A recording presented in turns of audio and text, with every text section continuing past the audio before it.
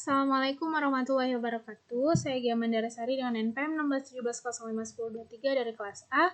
Di sini saya akan menjawab soal dari ujian tengah semester dari mata kuliah pemrosesan data terdistribusi. Untuk soal pertama di bagian A, sebut dan jelaskan minimal masing-masing 3 kelebihan dan kekurangan sentralis data center dan distributed data center. Untuk keuntungan dari sentralis data center sendiri ada 3. Lebih mudah untuk mengatur, mengedit, update, dan backup data. Yang kedua, sedikit data duplikasi. Data hanya dimasukkan sekali tapi dapat diakses oleh banyak pengguna. Terus yang ketiga, integritas data. Karena butuh data yang berbeda, tidak lagi diadakan di database yang berbeda di berbagai departemen di seluruh organisasi. Terus untuk kerugiannya, membutuhkan komputer server dengan kapasitas yang sangat tinggi, maksud saya yang sangat canggih, terutama bagi perusahaan atau instansi yang memiliki lalu lintas data yang padat. Terus yang kedua, perbaikan pada server bisa saja menyebabkan fitur-fitur server menjadi terkendala. Terus yang terakhir, apabila server mengalami gangguan, maka seluruh aktivitas akan mengalami gangguan juga. Untuk kelebihan dari distributed data center, yang pertama tidak bergantung pada basis data pusat, terus yang kedua akses informasi menjadi lebih cepat, terus terutama untuk bila terjadi lalu lintas data yang padat. Terus yang ketiga, informasi dan juga datanya itu sifatnya lokal akan lebih mudah diakses. Terus untuk kekurangannya, biaya implementasi yang tinggi, terus yang kedua biaya operasional seperti listrik dan juga maintenance-nya itu cukup tinggi, terus yang terakhir hanya cocok digunakan pada perusahaan yang sangat besar dan memiliki kebutuhan data yang tinggi seperti perbankan. Terus untuk 1B, sebut dan jelaskan jenis-jenis virtualization dalam data center. Yang pertama ada VMware, terus yang kedua ada untuk VMware sendiri, dia sebuah perangkat lunak mesin virtual untuk arsitektur komputer x86 dan x8664 dari VMware, sebuah bagian dari MNC Corporation. Terus yang kedua, Microsoft Hyper-V. Nah, ini adalah sebuah rule yang ada di Windows Server 2008 R2 yang menyediakan tools dan service yang bisa digunakan untuk membuat sebuah server virtualisasi. Terus yang ketiga, yang terakhir, KPM. Nah, KPM ini salah satu teknologi virtualisasi hypervisor yang dikembangkan oleh Linux. KPM ini merupakan sebuah solusi untuk melakukan virtualisasi pada Linux dengan perangkat keras tipe x86 64 bit. Terus yang kedua, A, sebut dan jelaskan minimal masing-masing 3 perbedaan dan persamaan arsitektur klien atau server dan peer-to-peer.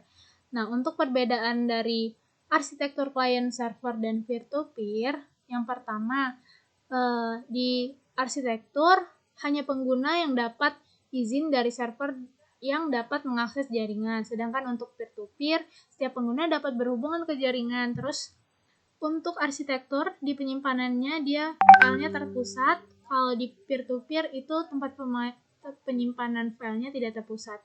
Yang terakhir, keamanan diatur secara terpusat oleh server, sedangkan peer-to-peer keamanan diatur oleh setiap pengguna sendiri.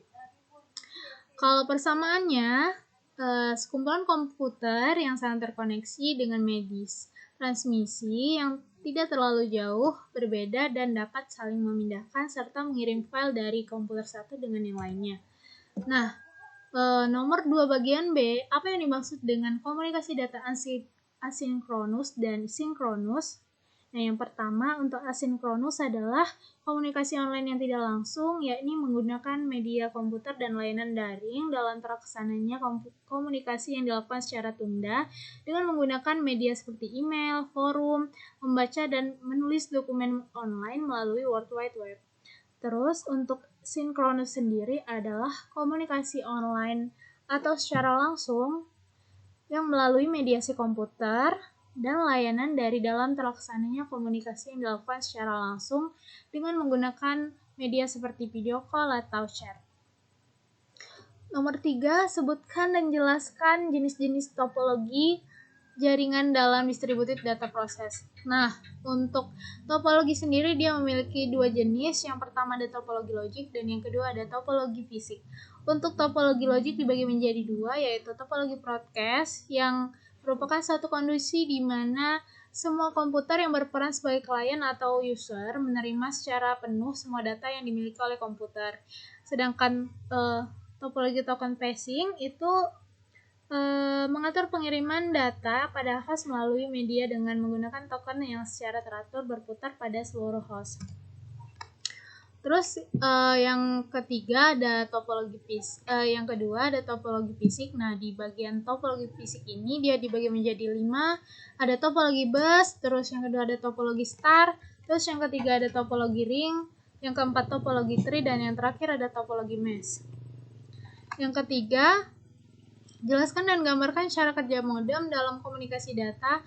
Nah, ini adalah gambar dari cara kerja dari modem sendiri. Nah, modem itu adalah singkatan dari modulator dan demulator.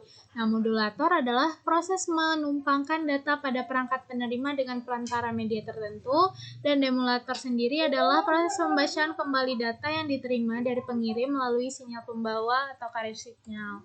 Terus untuk nomor 4A, apakah peranan keamanan data dalam pemrosesan data terdistribusi?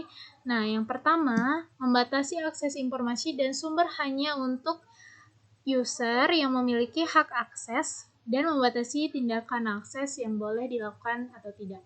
Terus yang kedua, melindungi data dari kebocoran, yaitu pengembalian informasi oleh penerima yang tidak berhak. Terus yang ketiga ada pengubahan atau tampering, yaitu pengubahan informasi yang tidak legal. Dan yang terakhir ada perusakan atau vandalisme, yaitu gangguan operasi sistem tertentu, misalnya si pelaku tidak mengharapkan keuntungan apapun.